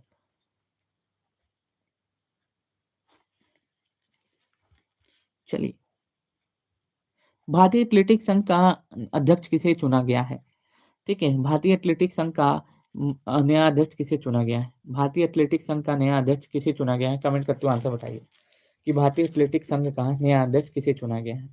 कि भारतीय एथलेटिक्स संघ का नया अध्यक्ष अगर पूछे किसको चुना गया है, तो बहादुर सिंह साहू को चुना गया है, याद रखना। भारतीय एथलेटिक्स संघ का, भारतीय एथलेटिक्स संघ यानी कि भारतीय एथलेटिक महासंघ, भारतीय एथलेटिक महासंघ का नया अध्यक्ष, भारतीय एथलेटिक महासंघ का नया अध्यक्ष अगर पूछे कि भारतीय एथलेटिक महासंघ का नया अध्यक्ष किसे चुना गया, तो बहादुर सिंह साहू को चुना गया है, याद रखना। किसको चुना गया है? बहादुर सिंह साहू को भारतीय एथलेटिक संघ का नया अध्यक्ष चुना गया है, याद रखना। और हाँ, जितने भी लोग हैं इस चैनल में आए हैं और जितने भी लोग शेयर कर रहे हैं, प्लीज सेशन को सब्सक्राइब कर लीजिएगा, और जैसे ही क्लास एंड होगी, ठीक है, मैं कम्युनिटी में लगा दूंगा टेलीग्राम का लिंक, उस टेलीग्राम को ज्वाइन कर लीजिएगा। ठीक है, टेलीग्राम को आप सभी लोग ज्वाइन जरूर से कर लीजिए, सभी के सभी लोग। ठीक है, बहादुर सिंह सागू, एकदम ठीक कहा। हाल ही में भारतीय क्रिकेट कंट्रोल बोर्ड बीसीसीआई के सचिव के रूप में किसे नियुक्त किया गया है? भारतीय क्रिकेट कंट्रोल बोर्ड बीसीसीआई के सचिव के रूप में किसे अपॉइंट किया गया है? कमेंट करते हुए आंसर बताइए। भारतीय cricket control board of India, बताइए, बीसीसीआई के सचिव के रूप में किसे अपॉइंट किया गया है? बीसीसीआई के सचिव के रूप में किसे अपॉइंट किया गया है? बीसीसीआई के सचिव के रूप में किसे अपॉइंट किया गया है? तो देखिए, बीसीसीआई के सचिव के रूप में देवजीत सौकिया को अपॉइंट किया गया है, याद रखिएगा, देवजीत सौकिया जो है बीसीसीआई के सचिव पद पे आसीन हुए। ठीक है, नहीं नहीं, जैसा जो है आईसीसी के चेयरमैन है और बीसीसीआई के सचिव पद पर देवजीत सौकिया को अपॉइंट किया गया है। किसको? देवजीत सौकिया को बीसीसीआई के चेयरमैन के रूप में अपॉइंट किया गया है। याद रखना, बीसीसीआई के चेयरमैन कौन बने हैं? देवजीत सौकिया बने हैं। याद रखिएगा, देवजीत सौकिया बीसीसीआई के चेयरमैन बने हैं। याद रखना, बीसीसीआई के चेयरमैन कौन बने हैं? देवजीत सौकिया बने। बीसीसीआई की स्थापना कब होती है? 1928 में होती है। याद रखना, मुख्यालय मुंबई महाराष्ट्र में है। ठीक है, और बीसीसीआई के अध्यक्ष अगर पूछे कौन है तो अभी रोजर बिन्नी है। सचिव अलग होता है और अध्यक्ष अलग होता है। याद रखना, ठीक, सचिव अलग होता है और अध्यक्ष अलग होता है, तो दोनों एक मत समझ लीजिएगा प्लीज। दोनों को एक नहीं समझ लेना है कि दोनों सेम है, दोनों एक है। दोनों एक नहीं है, दोनों काफी अलग अलग है, दोनों सेम नहीं है। ठीक, चलिए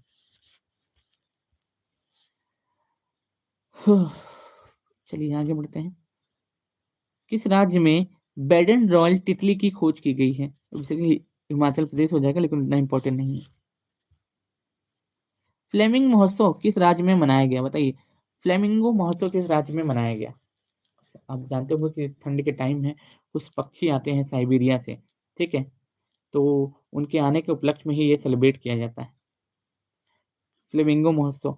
आपको पता होगा कि हर साल जो है, साल के अंतराल में 18 से 20 जनवरी के बीच फ्लेमिंगो महोत्सव का आयोजन कहाँ पे किया जाता है दोस्तों? तो ये आंध्र प्रदेश में किया जाता है। याद रखिएगा, फ्लेमिंगो महोत्सव का आयोजन कहाँ पे?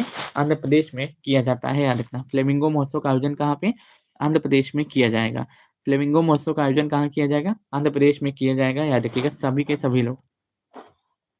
विश्व हिंदी दिवस कब मनाया गया? हाल फिलहाल में पूछा जा रहा है कि विश्व हिंदी दिवस कितने तारीख को सेलिब्रेट किया गया? विश्व हिंदी दिवस 2025 का आयोजन कब किया गया? लकी बताइए सभी लोग।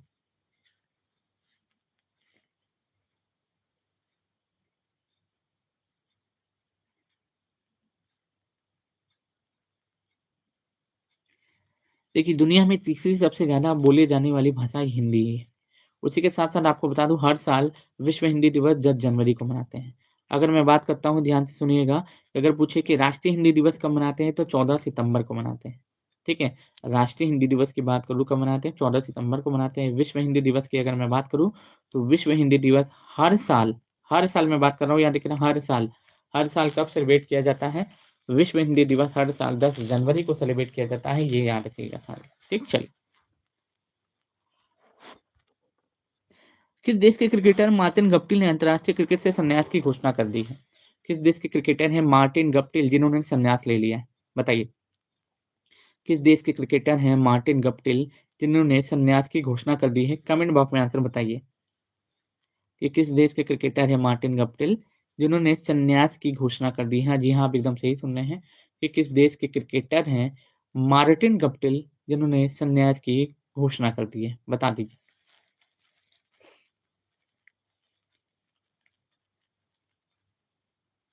किस देश के क्रिकेटर हैं मार्टिन गप्टिल जिन्होंने संन्यास की घोषणा की है? बिल्कुल, न्यूजीलैंड के क्रिकेटर हैं मार्टिन गप्टिल जिन्होंने संन्यास की घोषणा कर दी है। याद रखना। जॉन महामा तीसरी बार किस देश के राष्ट्रपति बने हैं? बताइए, जॉन महामा किस देश के तीसरी बार राष्ट्रपति बने हैं?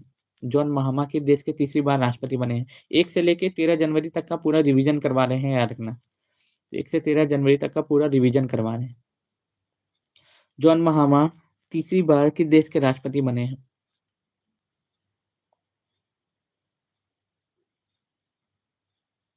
घाना, बिल्कुल बिल्कुल, याद रखिएगा। जिनका भी आंसर आ रहा है कि जॉन महामा तीसरी बार किस देश के नए राष्ट्रपति बने हैं, तो घाना के नए राष्ट्रपति बने हैं जॉन महामा। ठीक, घाना के जो नए राष्ट्रपति पद पे अपॉइंट हुए हैं उनका नाम हो जाएगा जॉन महामा। जॉन महामा घाना के तीसरी बार राष्ट्रपति बने हैं, जॉन महामा। ठीक, चलिए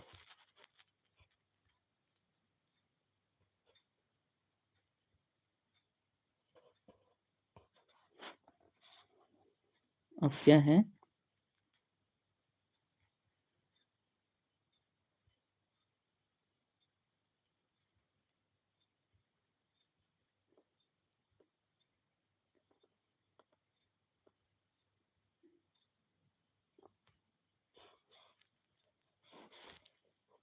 अच्छा, कुछ सूचकांक है, उसको हम लोग डिवाइस कर लेते हैं। हैप्पीनेस में भारत का स्थान बताइए, खुशहाली में अब जिसकी कुछ सूचकांक है उसको हम लोग रिवाइज कर लेते हैं। बताइए सभी लोग, खुशहाली में भारत का स्थान क्या है? और कमेंट भी आपके लेंगे, याद रखिएगा। खुशहाली में भारत का स्थान क्या है बताइए? खुशहाली में भारत का स्थान क्या है? इस नाम से मालूम है 10 आईडी बन चुकी है। इस नाम से, द ऑफिसर अड्डा के नाम से 10 आईडी बन चुकी है। वो सारे फेक हैं, केवल यही रियल है, याद रखना।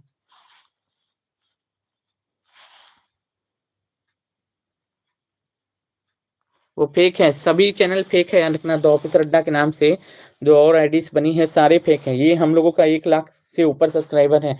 इसमें आप देख सकते हो 1 लाख से ऊपर सब्सक्राइबर है, केवल यही ओरिजिनल है, बाकी सब फेक है, याद रखना। बाकी सब फेक है, बाकी सब फेक है। मैं फिर से बोल रहा हूँ, बाकी सब फेक है, केवल यही ओरिजिनल आईडी है। और हाँ, जिनको जिनको भी टेलीग्राम ग्रुप ज्वाइन करना है, क्लासेस इन होने के बाद डिस्क्रिप्शन में देखिएगा, डिस्क्रिप्शन में टेलीग्राम लिंक लगा होगा, वहां से टेलीग्राम लिंक ज्वाइन कर लीजिएगा। ठीक, टेलीग्राम ग्रुप ज्वाइन कर लीजिएगा। तो अगर मैं बात करता हूँ, ध्यान से सुनिएगा।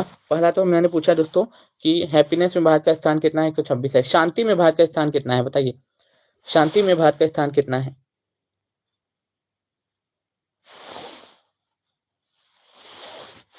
जिस दिन आप सक्सेसफुल हो जाएंगे, हम बच्चों को भूल जाएंगे ना। हम बिल्कुल नहीं भूलेंगे। जो अंतिम समय में आप ही हमारे साथ हैं, बाकी और कोई साथ नहीं है, रखना। आप लोग ही हमारे साथ हैं अंतिम समय में, ठीक है, कष्ट की घड़ी में, और कोई नहीं है, याद रखिएगा सारे लोग। तो आपको कभी नहीं भुलाया जा सकता है, याद रखना मेरे भाई। ठीक, चलिए। बिल्कुल, शांति में 116 हो जाएगा। शांति में 116। फिर उसके बाद क्या हो जाएगा भाई? ग्लोबल जेंडर गैप रिपोर्ट में भारत का स्थान क्या है? पूछ रहा है कि ग्लोबल जेंडर गैप रिपोर्ट में भारत का स्थान क्या है? ग्लोबल जेंडर गैप रिपोर्ट में भारत का स्थान क्या है? जेंडर गैप रिपोर्ट में भारत का स्थान क्या है बताइए? ग्लोबल जेंडर गैप रिपोर्ट में भारत का स्थान 129 है। बिल्कुल याद रखिएगा, ग्लोबल जेंडर गैप रिपोर्ट में भारत का स्थान 129 हो जाएगा। जेंडर गैप रिपोर्ट में भारत का स्थान अगर पूछे तो क्या हो जाएगा मेरे भाई? 129 हो जाएगा। ग्लोबल जेंडर गैप रिपोर्ट में भारत का स्थान 129 हो जाएगा। ठीक है। अच्छा, भ्रष्टाचार में भारत का स्थान क्या बताइए? कि भारत भ्रष्टाचार में भारत का स्थान क्या देखने को मिलता है? कि भ्रष्टाचार में अगर पूछे कि भारत का स्थान क्या देखने को मिलता है बताइए? 93। भ्रष्टाचार में कितना स्थान है हमारा? 93। भ्रष्टाचार में हमारा स्थान अगर पूछे क्या हो जाएगा? 93 हो जाएगा, याद रखना। भ्रष्टाचार में भारत का स्थान अगर पूछे क्या हो जाएगा? 93 हो जाएगा, याद रखिएगा। भ्रष्टाचार में भारत का स्थान 93 हो जाएगा। ठीक, भ्रष्टाचार में भारत का स्थान कितना हो जाएगा? 93 हो जाएगा। ठीक, चलिए। अच्छा, इसे बताइए, प्रेस में भारत का स्थान क्या है? प्रेस में भारत का स्थान क्या है? प्रेस में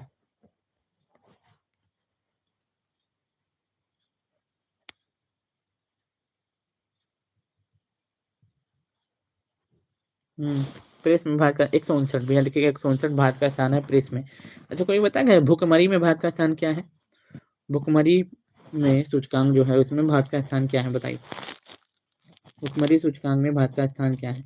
देखिए, अब यहाँ पे हम बनारस आए हुए हैं, तो हमारे पास यहाँ डिजिटल बोर्ड तो है नहीं, और जहाँ पढ़ाते थे आप जानते हैं क्या हाल हुआ। इसलिए जल्दी हम लोग यहाँ पे भी एक सेटअप कर लेंगे, वहाँ पे भी सेटअप कर लेंगे, ताकि हमारा दोनों जगह पे, अब कुछ महीने तो लगेंगे, अभी हम लोग अंबानी तो है नहीं, फिर भी हमको लगता है कि 3-4 महीने लग जाएंगे। 3-4 महीने या फिर उससे ज़्यादा का टाइम भी लग सकता है, तब जाके लगेगा। जैसे ही लग जाएगा, नहीं लगेगा तो वहीं से क्लासेस लेंगे, कोई दिक्कत नहीं है। ठीक। तो भुखमरी में अगर पूछे भारत का स्थान 105 हो जाएगा। भुखमरी में 105 हो जाएगा। अगर पूछे पर्यावरण में भारत का स्थान क्या बताइए? पर्यावरण में, पर्यावरण प्रदर्शन सूचकांक में भारत का स्थान क्या है बताइए? 460 लोग देख रहे हैं, 460 ग्रुप में शेयर करिएगा तो कितने बच्चे जुड़ जाएंगे, आपको सोचिए। पर्यावरण में भारत का स्थान क्या है? पर्यावरण में 176। ये देखिएगा, पर्यावरण में कितना हो जाएगा? 176 हो जाएगा। चलिए अगले क्वेश्चन पे आते हैं। किस आधिकारिक भाषा को शास्त्रीय भाषा का दर्जा दिया गया है? किस आधिकारिक भाषा को 2025 किस आधिकारिक रूप से शास्त्रीय भाषा का दर्जा दिया गया बताइए? बेसिकली आपको बता देता हूँ, मराठी को भी यह दोस्तों शास्त्रीय भाषा का दर्जा दे दिया गया है। मराठी जो है इसको भी शास्त्रीय भाषा का दर्जा दे दिया गया है ना। शास्त्रीय भाषा का दर्जा मराठी को भी दे दिया गया है। अब जैसे कि मैं बता देता हूँ, पिछले साल वाला ही है। अच्छा, 2025 में कितनी भाषाओं को शास्त्रीय भाषा का दर्जा दिया? 124 में कितनी भाषाओं को शास्त्रीय भाषा का दर्जा दिया गया था बताइए तो? शास्त्रीय भाषा का दर्जा 2024 में कितना? 5 था। बिल्कुल बिल्कुल 5 था। एकदम एकदम ठीक कहा कि 5 था। शास्त्रीय भाषा का दर्जा 2000 अगर मैं बात करूँ 24 में कितने को दिया गया था? 5 था। उसमें से था मराठी था, पाली था, असमिया था, बंगाली था और प्राकृतिक था। मराठी था, असमिया था, बंगाली था, प्राकृतिक था। पहला मराठी हो जाएगा, फिर बंगाली हो जाएगा, फिर प्राकृतिक हो जाएगा, पाली हो जाएगा, असमिया हो जाएगा। मराठी बंगाली प्राकृतिक, मराठी बंगाली प्राकृतिक, मराठी बंगाली प्राकृतिक, मराठी बंगाली प्राकृतिक, मराठी बंगाली प्राकृतिक, मराठी बंगाली प्राकृतिक, मराठी बंगाली प्राकृतिक, मराठी बंगाली प्राकृतिक, पाली और असमिया। मराठी बंगाली प्राकृतिक, मराठी बंगाली प्राकृतिक, पाली और असमिया। मराठी बंगाली प्राकृतिक, मराठी बंगाली प्राकृतिक, पाली और असमिया, इन 5 भाषाओं को 2024 में क्या दिया गया था? शास्त्रीय भाषा का दर्जा दिया गया था। याद रखिएगा, इन 5 भाषाओं को 2024 में शास्त्रीय भाषाओं का दर्जा प्रदान किया गया था। ठीक है, चलिए। जैसे कि टोटल क्लासिकल लैंग्वेज की संख्या अगर पूछे कितनी हो जाएगी तो टोटल क्लासिकल लैंग्वेज की संख्या टोटल हो जाएगी 11, लेकिन 5 को मैंने बता दिया कब दिया गया था। अच्छा, माउंट ईबू ज्वालामुखी कहाँ फटा है बताइए? हाल ही में माउंट ईबू ज्वालामुखी कहाँ फटा है बताइए? माउंट ईबू, चर्चा में रहने वाला माउंट ईबू ज्वालामुखी में विस्फोट हुआ है, वो कहाँ पे है? चर्चा में रहने वाला माउंट ईबू ज्वालामुखी में विस्फोट हुआ है, वो कहाँ पे है?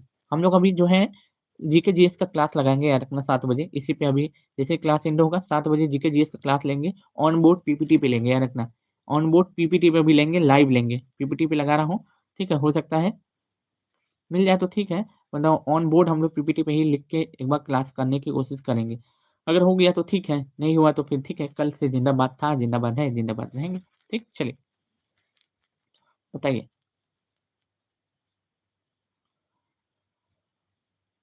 इंडोनेशिया, बिल्कुल यार, देखिए माउंट ईबू ज्वालामुखी जहाँ पे विस्फोट वो कहाँ पे है? इंडोनेशिया में देखने को मिलेगा जी। याद रखिएगा, माउंट ईबू ज्वालामुखी अगर पूछे, याद रखिएगा सारे लोग, माउंट ईबू ज्वालामुखी अगर पूछे हैं जो विस्फोट वो कहाँ पे है? इंडोनेशिया। याद रखिएगा, इंडोनेशिया में हो जाएगा माउंट ईबू ज्वालामुखी। ठीक, चलिए। जॉन ऑन को किस देश के राष्ट्रपति के रूप में चुना गया है? जोसेफ ऑन को किस देश के राष्ट्रपति के रूप में चुना गया है?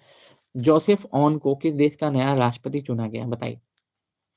जोसेफ ऑन को किस देश का नया राष्ट्रपति चुना गया, बताइए? जोसेफ ऑन को किस देश, जोसेफ ऑन, जॉ पर ओ की मात्रा, जो, फिर स, फे, Josephine, Josephine, Josephine, Josephine, Josephine, Josephine, Josephine, Josephine, Josephine, Josephine को किस देश का नया राष्ट्रपति चुना गया? लेबनान का। जोसेफ ऑन को किस देश का नया राष्ट्रपति चुना गया? लेबनान का। आप सभी लोगों से, मेरे छात्रों से, सभी से आग्रह है कि अभी सभी लोग जैसे ही क्लास एंड होगी प्लीज, अब 500 लोग देख रहे हैं, 500 लोग 500 ग्रुप में शेयर कर देंगे ना, सबको पता चल जाएगा शंकर सर आप क्लास कहाँ ले रहे हैं। प्लीज प्लीज निवेदन है आप सभी लोगों से, आप लोगों से हम लोग क्या करते हैं, निवेदन करते हैं, इस क्लासेस को 10,000 लाइव तक ले आइए आप, 10,000 लाइव तक। ठीक है, 10,000 लाइव ले आइए, ताकि आपको पता हो कि स्टूडेंट की पावर क्या है, यहाँ दिखना चाहिए कि स्टूडेंट सपोर्ट क्या होता है, स्टूडेंट का पावर क्या होता है, यहाँ दिखना चाहिए। प्लीज 10,000 लाइव आप ले आइए, और ये आप ही कर सकते हैं, याद रखना था लोग। जोसेफ ऑन किस देश का नया राष्ट्रपति चुना गया है? जोसेफ ऑन को लेबनान का नया राष्ट्रपति चुना गया है, याद रखना सारे लोग। ठीक है, जोसेफ ऑन को किस देश का नया राष्ट्रपति चुना गया है? तो लेबनान का नया राष्ट्रपति जोसेफ ऑन को चुना गया है, याद रखना। जोसेफ ऑन को लेबनान का नया राष्ट्रपति चुना गया है। लेबनान का नया राष्ट्रपति किसको चुना गया है? जोसेफ ऑन को चुना गया है, याद रखना। जोसेफ ऑन को लेबनान का नया राष्ट्रपति चुना गया है। जोसेफ ऑन को किसका राष्ट्रपति चुना गया है? तो लेबनान का नया राष्ट्रपति किसको? जोसेफ ऑन को चुना गया है, याद रखिएगा। चलिए आगे बढ़े। हिमाचल प्रदेश के लोक प्रशासन संस्थान का नाम बदल के क्या रख दिया गया है? तो मनमोहन सिंह संस्थान रख दिया गया है, याद रखना। मनमोहन सिंह संस्थान रख दिया गया। अच्छा, कुछ नाम चेंज किए गए हैं, उनको हम लोग बात करते हैं। अच्छा बताइए, सुल्तानगंज रेलवे स्टेशन का नया नाम क्या है? लिखते हुए एक सब लिखिएगा, बदले हुए नाम, बदले हुए करेंट, बदले हुए नाम लिख लो ऊपर हेडिंग, बदले हुए नाम, बदले हुए नाम हो गया। बदले हुए नाम लिखिए, सुल्तानगंज रेलवे स्टेशन का नया नाम, सुल्तानगंज रेलवे स्टेशन का नया नाम। तो सुल्तानगंज रेलवे स्टेशन का नया नाम जो चेंज हुआ है, याद रखना, सब बता रहा हूँ, याद रखना सब एकदम एक लाइन से। सुल्तानगंज रेलवे स्टेशन का नया नाम, सुल्तानगंज रेलवे स्टेशन का नया नाम अगर पूछे तो अजीगम या देखिए अजगैबीनाथ धाम, अजगैबीनाथ या देखिएगा अजगैबीनाथ धाम हो जाएगा। ट्रेन 18 का नया नाम, ट्रेन 18 का नया नाम, हाँ बिल्कुल याद रखिएगा, अज या देखिए अजगैबिन या देखिए अजगैबिन नाथ धाम, हाँ बिल्कुल। ट्रेन 18 का नया नाम वंदे भारत एक्सप्रेस हो जाएगा। ट्रेन 18 का नया नाम वंदे भारत एक्सप्रेस हो जाएगा। ट्रेन 18 का नया नाम वंदे भारत एक्सप्रेस हो जाएगा। ट्रेन 18 का नया नाम वंदे भारत एक्सप्रेस हो जाएगा। अच्छा, अयोध्या रेलवे स्टेशन का नया नाम, अयोध्या रेलवे स्टेशन का नया नाम, अयोध्या स्टेशन का नया नाम, अयोध्या रेलवे स्टेशन का नया नाम, अयोध्या रेलवे स्टेशन का नया नाम, अयोध्या रेलवे स्टेशन का नया नाम, अयोध्या धाम जंक्शन, बिल्कुल याद रखिएगा, अयोध्या धाम जंक्शन। अयोध्या रेलवे स्टेशन का नया नाम अगर पूछे क्या हो जाएगा, तो अयोध्या धाम जंक्शन हो जाएगा, याद रखिएगा अयोध्या धाम जंक्शन हो जाएगा अयोध्या रेलवे स्टेशन का नया नाम। अयोध्या रेलवे स्टेशन का नया नाम क्या हो जाएगा, अयोध्या धाम जंक्शन हो जाएगा। क्या हो जाएगा मेरे भाई, अयोध्या धाम जंक्शन हो जाएगा अयोध्या रेलवे स्टेशन का नया नाम। ठीक है, पोर्ट ब्लेयर का नया नाम, पोर्ट ब्लेयर का नया नाम बताइए, पोर्ट ब्लेयर का नया नाम, पोर्ट ब्लेयर का नया नाम। इसलिए अंडमान निकोबार की राजधानी जो है पोर्ट ब्लेयर हुआ करती थी, उसी का नाम चेंज कर दिया गया। तो पोर्ट ब्लेयर का नया नाम बताइए, श्री विजयपुरम, यानी कि श्री विजयपुरम, यानी कि पोर्ट ब्लेयर का नया नाम अगर पूछे तो श्री विजयपुरम, बिल्कुल बिल्कुल यानी। पुरानी संसद भवन का नया नाम बताइए, पुरानी संसद भवन का नया नाम, पुरानी संसद भवन का नया नाम,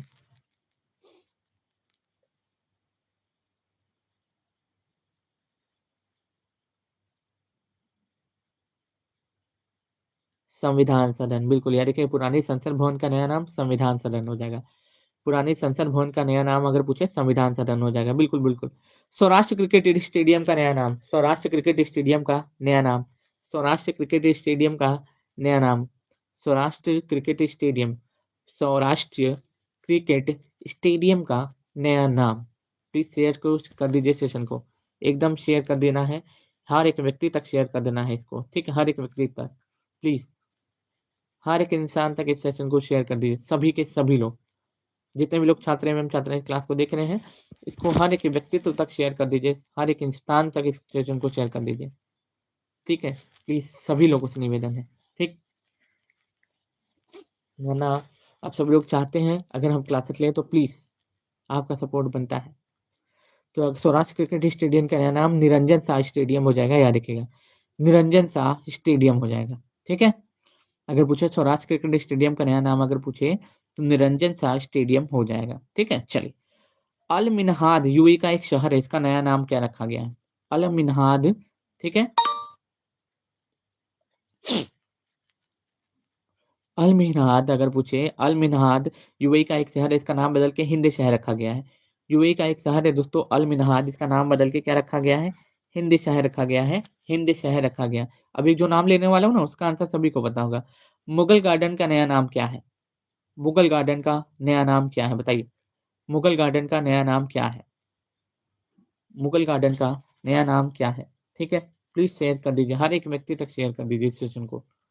मुगल गार्डन का नया नाम क्या है, तो अमृत उद्यान हो जाएगा, बिल्कुल याद रखिएगा, मुगल गार्डन का नया नाम अमृत उद्यान हो जाएगा, अमृत उद्यान मुगल गार्डन के नया नाम हो जाएगा, ठीक। चलिए, अच्छा ये बताइए मुगला अहमदनगर का नया नाम क्या हो जाएगा, अहमदनगर का नया नाम, ठीक है, तो अहमदनगर का नया नाम अगर पूछे, अहमदनगर का नया नाम तो अहिल्याबाई, रखिएगा होलकर अहिल्याबाई नगर हो जाएगा, ठीक, अहमदनगर का नया नाम अहिल्याबाई नगर हो जाएगा, याद रखिएगा।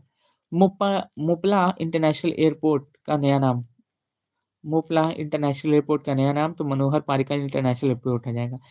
अच्छा, ऑस्ट्रेलिया में एक जगह है दोस्तों सिडनी, सिडनी में एक पार्क है हैरिस पार्क, उसका नया नाम क्या रखा गया है। ऑस्ट्रेलिया में एक पार्क है दोस्तों हैरिस पार्क, उसका नया नाम क्या रखा गया है। ऑस्ट्रेलिया का एक पार्क है हैरिस पार्क, उसका नया नाम क्या रखा गया है।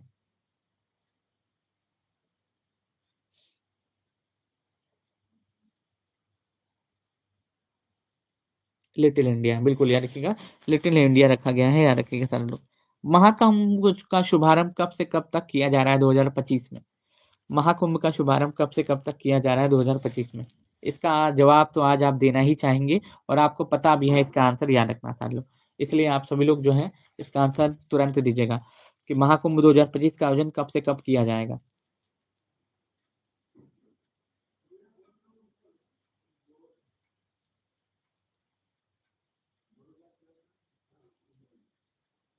तेरह जनवरी 2025 से लेके 26 फरवरी 2025 तक इसका आयोजन किया जाएगा। और मैं पहले बता दूं कि इस चैनल के अलावा बाकी जितने भी यूट्यूब पे चैनल दिख रहे हैं सब फेक है, याद रखना, सब कुछ फेक है। ठीक है, ओनली आपको बता देता हूँ यही ओरिजिनल चैनल है आपका। ठीक है, अब इसको सर्च मारना है तो अभी भी ये दिखेगा, अभी सोनी शंकर कुशवाहा के नाम से आ रहा होगा ये सर्च मारने पे। देखिए इस पे देखिएगा, अभी दिखा रहा है कि 14 अभी लाइव इसमें सेशन दिखा रहा है। अभी हम आपके सामने क्लासेस ले रहे हैं ना, देखिए 499 लोग लाइव हैं इसमें, ऐसा शो हो रहा है। ठीक, तो बिल्कुल बिल्कुल रखिएगा साथ लोग। अच्छा कोई बताएगा, कमेंट करते हो इसका आंसर बताना तो। ठीक है, कि हम जो है किस अनुच्छेद में, किस अनुच्छेद में आप बताइएगा सभी लोग कि मौलिक अधिकारों का रक्षक कहा जाता है? किस अनुच्छेद को मौलिक अधिकारों का रक्षक कहा जाता है बताइए, क्योंकि सब सब साथ साथ में कवर करते हुए चलते हैं ना। किस अनुच्छेद को मौलिक अधिकारों का रक्षक कहा जाता है ये भी बताइए सभी लोग कमेंट करते हुए। सेशन को शेयर कर दीजिए, हर एक व्यक्ति तक शेयर कर दीजिए सभी लोग। किस अनुच्छेद को मौलिक अधिकारों का रक्षक कहा जाता है, कमेंट करते हुए आंसर बताइए। अनुच्छेद नंबर 32, बिल्कुल याद रखिए, अनुच्छेद नंबर 32 को मौलिक अधिकारों का रक्षक कहा जाता है, एकदम ठीक कहा।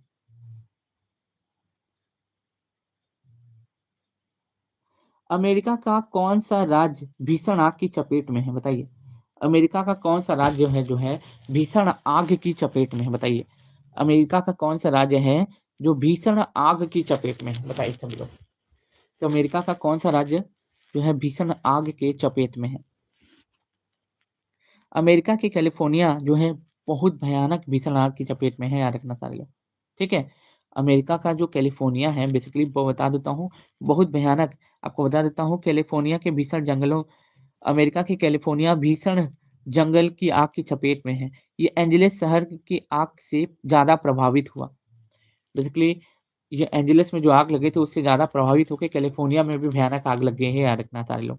तो लॉस एंजलिस में भी आग लगी हुई है, कैलिफोर्निया में भी आग लगी हुई है, बहुत भयानक तरीके से स्थिति खराब है, याद रखना सारे लोग। ठीक, चलिए। पूर्व राष्ट्रपति प्रणब मुखर्जी का स्मारक कहाँ बनेगा बताइए? पूर्व राष्ट्रपति प्रणब मुखर्जी का स्मारक कहाँ बनेगा बताइए सभी लोग कमेंट करते हुए। पूर्व राष्ट्रपति प्रणब मुखर्जी का स्मारक कहाँ बनेगा? पूर्व राष्ट्रपति प्रणब मुखर्जी का स्मारक कहाँ बनाया जाएगा? पूर्व राष्ट्रपति प्रणब मुखर्जी का स्मारक कहाँ बनाया जाएगा? नई दिल्ली। ठीक है, नई दिल्ली, बिल्कुल याद रखिएगा। पूर्व राष्ट्रपति प्रणब मुखर्जी का जो स्मारक है वो कहाँ बनाया जाएगा? नई दिल्ली में बनाया जाएगा, याद रखना सारे लोग। ठीक है, पूर्व राष्ट्रपति प्रणब मुखर्जी का जो स्मारक है वो पूछा जाएगा कि कहाँ बनाया जाएगा, तो नई दिल्ली में बनाया जाएगा, बस इतना आप याद रख लीजिएगा। ठीक, अब देखिए, अब आज के लिए बस इतना ही। अब हम देखते हैं, अगर कुछ तैयार हो जाता है तो 7 बजे जीके जीएस इसी पे अभी लाइव लेंगे, याद रखना, इसी पे 7 बजे लाइव लेंगे। अगर तैयार हो जाता है तो तुरंत लाइव हो जाएंगे 7 बजे, याद रखना सारे लोग, सुपर फास्ट रिवीजन के साथ। अब सुनिए मेरी बात को एकदम फोकस के साथ ध्यान से सुनिएगा, एकदम ध्यान से। आपको मैं बता देता हूँ, ध्यान से सुनना जो मैं बात कर रहा हूँ और एकदम समझना। पहली बात, इस चैनल के अलावा दूसरा हमारा कोई चैनल नहीं है। ठीक है, आप जितने भी लोग छात्र हैं उस चैनल को रिपोर्ट मारिए, कम्युनिटी स्ट्राइक मारिए, उस चैनल को बंद करवाइए, क्योंकि वो जो है द ऑफिसर डंडा के नाम पे लोगों को मूर्ख बना रहा है चैनल, याद रखना सारे लोग। इस चैनल के अलावा हमारा कोई भी चैनल नहीं है, याद रखना। ये सर्चिंग में इसलिए नहीं आ रहा है क्योंकि अभी नया चैनल है। अब नया चैनल जब 1-2 दिन में 1-2 लाख हो जाता है, 1-8 लाख हो जाता है, तो सर्च में इसलिए नहीं आ रहा है क्योंकि नाम अभी सर्च मार के नहीं आए हैं लोग, चेहरा देख के आए हैं। ठीक, तो हम लोग इस टेक्निकल इशू को सुधारते हैं कि ये चैनल सर्च मारने पे भी आ जाए। ठीक, फिलहाल मैं बता देता हूँ, ध्यान से सुनना, हमारा इस चैनल के अलावा दूसरा कोई भी चैनल नहीं है। और याद रखना, हमारा टेलीग्राम ग्रुप अगर ज्वाइन करना है तो हमारे डिस्क्रिप्शन में लिंक लगा होगा टेलीग्राम का, वहां से इसको ज्वाइन कर लीजिए सारे लोग। ठीक, और मैं देखता हूँ अगर हमसे पॉसिबल हो पाता है। ठीक, तो हम क्या करते हैं, पीपीटी तैयार करते हैं और उस पर आपको पढ़ाने का कोशिश करते हैं याद रखना सारे लोग। ठीक, चलिए तो आज के लिए बस इतना ही। बस आप लोग इस सेशन को हर एक ग्रुप में, हर एक टेलीग्राम में, हर एक फेसबुक पे, हर एक इंस्टाग्राम में, हर जगह 500-600 लोग जितने भी लोग लाइव देखें शेयर कर दीजिएगा। ठीक, प्लीज प्लीज निवेदन है आप सब। और चैनल को सब्सक्राइब करना बिल्कुल भी ना भूलें। बहुत बहुत शुक्रिया, बहुत बहुत धन्यवाद।